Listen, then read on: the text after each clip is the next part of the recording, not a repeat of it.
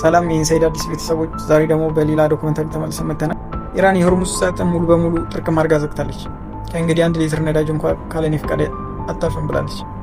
በዛሬው ዕለት የኢራን ክልከላ ጥሰው ለማለፍ የሞከሩ 2 መርከቦች በኢራን ሚሳኤል ጥቃት ጋይተዋል። አሜሪካ በሆርሙዝ ሰርጥ ለሚያልፍ መርከቦች ዋስትና እሰጣለሁ፣ ጥበቃ አደርጋለሁ ብላ የነበረ ቢሆንም ትናንት ማታ የአሜሪካ ማዕከላዊ ሴንትኮም በሰጠው መግለጫ መርከቦችን ለማገዝ የአሜሪካ ጦር መርከቦችን ወደ ሰርጡ ማስጠጋት ለኢራን ጥቃት የሚያጋልጥ በመሆኑ አደገኛ ነው ብሏል። በመሆኑ ዓለም ትልቅ ጭንቅ ውስጥ ትገኛለች። ከጃፓን እስከ ጀርመን የኃይል መጠባበቂያቸውን እያወጡ ቢገኙ ሳምንታትን እንጂ አያሻግርም። ዓለም ወደ ኢኮኖሚ ቀውስ እንዳይገባ ተፈርቷል። የነዳጅ ዋጋ $110 በበርሜል ደርሷል።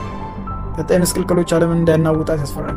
በተለይ አውሮፓ ትልቁን ኢኮኖሚ ገፍት ትቀምሳለች። ኢራን በጦርነቱ በደረሰባት ጉዳት የተነሳ በሆርሙዝ ባህር ዳርቻ የሚያልፍ መርከቦች ላይ ግብር ልትጥል እንደምትችል እየተጠቆመ ነው። ጦርነቱ እየተባባሰ በሄደ ቁጥር ዩናይትድ ስቴትስ የኢራን ነዳጅ ዘርፍ ማድረግ ትችል እንደሆነ ጥያቄዎች እየተነሱ ባሉበት በዚህ ወቅት በቴህራን ዩኒቨርሲቲ የዓለም ጥናት ፋኩልቲ የፖለቲካ ተንታኝ ፉአድ ኢዛዲ የኢራን ባለስልጣናት የግጭቱን ኢኮኖሚ ወጪ በማረጋገጥ ላይ ያተኮሩ ናቸው ብለዋል። አልጃዚራ ጋር ባደረጉት ቆይታ ኢዛዲ እንደተናገሩ በኢራን ውስጥ በርካታ የነዳጅ መሰረተ ልማት ላይ የሚደርሰው ጥቃት አሜሪካ ስትራቴጂ አካል ሊሆን ይችላል ብለው እንደሚያስቡ ገልጸዋል። አዎ ሰዎች ስለዚህ ጉዳይ ይጨነቃሉ በማለት በኢራን ነዳጅ ኢንዱስትሪ ላይ ጥቃት ሊሰነዘር እንደሚችል አክለዋል። የኢራን መሪዎች በጦርነት ወቅት ለደረሰው ጉዳት ተጠያቂዎች በመጨረሻ መክፈል አለባቸው ብለው ያምናሉ። የኢራን መንግስት ባለስልጣናት ሌላው ወገን በኢራን ላይ እያደረሰ ያለው ጉዳት እያንዳንዱ በመቶኛ የሚከፈለው መሆኑን ለማረጋገጥ የወሰኑ ይመስላል ሲሉም ተደምጧል። የጦርነቱ ኪሳራ ለማካካስ ክልላዊ መልሶ ግንባታ መፍጠርን ጨምሮ በኢራን ውስጥ እየተሰራጩ ያሉ ሀሳቦችን ዘርዝረዋል። እኛ የክልል መልሶ ግንባታ ፈንድ ላይ እንሰራለን። ይህንን ጉዳት የፈጠሩ ሰዎች በዚያ ፈንድ ኢራን ዳግም መገንባት አለባቸው ብለዋል። ሌላው የጠቀሱት ሀሳብ በሆርሙዝ ባህር ውስጥ የሚያልፍ መርከቦችን ግብር መጣልን ያካትታል። ከዚህ ጋርም በተያያዘ ከእስራኤል ጠቅላይ ሚኒስትር ጽሕፈት ቤት ለኢራናውያን የተሰጠ መግለጫ በታሪካዊ የነፃነት ጦርነት ውስጥ ነው። ይህ የአያቶላን አገዛዝ ለመጣልና ነፃነቱን ለማግኘት በህይወቱ ውስጥ አንድ ጊዜ ብቻ የሚሰጥ እድል ነው። እኛ ከዩናይትድ ስቴትስ ጋር በመሆን የቴህራንን አገዛዝ ከመቼውም ጊዜ በበለጠ ኢላማ አድርገናል። አያቶላ የለም እና በሌላ አምባገነን እንዲተካ እንደሚፈልጉ አውቃለሁ። ስለዚህ እርምጃው መውሰድ አለባችሁ። ይህንን በራሳችሁ እንዲያደርጉ ሁኔታዎችን እየፈጠርን ነው። ስፍር ቁጥር የሌላቸውን ዘዋሪዎችን ኢላማ አድርገናል። በሺዎች የሚቆጠሩ የአይአርጂሲ ሰራተኞችንና በመቶች የሚቆጠሩ የሚሳይሉ ማስወንጨፊያዎችን አጥፍተናል። ትኩረታችን በአገዛዙ ኢላማዎች ላይ ነው እና የኢራን ህዝብ እንዳይጎዳ ለማድረግ የምንችለውን ሁሉ እናደርጋለን። እኛ አጋሮቹ ነን፣ ምርጥ አጋሮቹ ነን። ሉዓላዊነታችሁን፣ ባህላችሁን እና ቅርጻችሁን ሙሉ በሙሉ እናከብራለን። እርዳታ ጠይቀው እርዳታ ደርሷል። ለ4 አስርት ዓመታት ሲያስፈራሯችሁ በነበሩ ገዢዎች ላይ እየጨመረ በሚሄድ ኃይል መምታታችንን እንቀጥላለን። የአያቶላ ልጅና ሌሎቻቸውንም እየሸሹ ነው። ነገር ግን እነዚህ አፈሪዎች የሚደበቁበት ቦታ የላቸውም።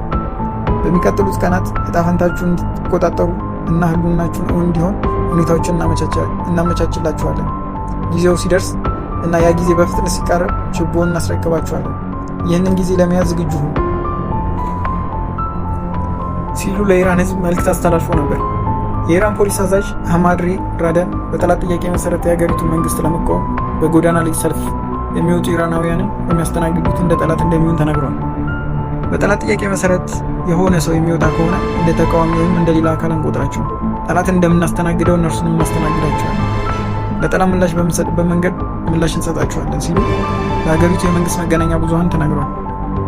የፖሊስ አዛዡ ሁሉም ኃይሎቻችን ጣቶቻቸው ቃታው ላይ ነው፣ አብዮቱን ለመከላከል ዝግጁ ናቸው ብሏል።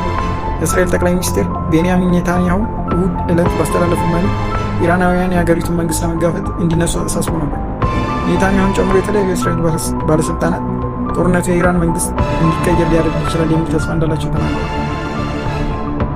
ባለፈው ታህሳስ ላይ ኢራን ከፍተኛ የሀገር አቀፍ ጸረ መንግስት ተቃውሞ አስተናግዳ ነበር። የሀገሪቱ መንግስት ተቃውሞውን ለማስፈን በእስላማዊ ሪፐብሊኩ ታሪፍ አስከፊ የተባለውን እርምጃ ወስዷል። መቀመጫውን በአሜሪካ ያደረገ የሰብአዊ መብት ተሟጋቾች የዜና ወኪል ኢራን ከተቃውሞ ጋር በተያያዘ ቢያንስ 7000 ሰዎች እንደተገደሉ ማረጋገጡን ገልጿል። ከዚህ ጋር በተያያዘ ኢራን በዓለም ዋንጫ ውድድር እንደማትሳተፍ ገልጻለች። ኢራን በቀጣዩ የ2026 ዓለም ዋንጫ ውድድር እንደማትሳተፍ የሀገሪቱ ስፖርት ሚኒስቴር በይፋ አስታውቋል። ሀገሪቱ በዓለም ዋንጫው የማትሳተፈው በመካከለኛው ምስራቅ ባለው ጦርነት ምክንያት መሆኑን አስታውቃለች። የኢራን ስፖርት ሚኒስቴር አህመድ ዶኒያማሊ አሁን ያለው ሁኔታ በዚሁ ከቀጠለ በዓለም ዋንጫ ለመሳተፍ አንችልም ሲሉ ተናግረዋል። ይሁን እንጂ ኢራን እስካሁን ከውድድሩ ራሴን አግልያለሁ ብላ በይፋ ለአወዳዳሪው አካል ፊፋ አላሳወቀች።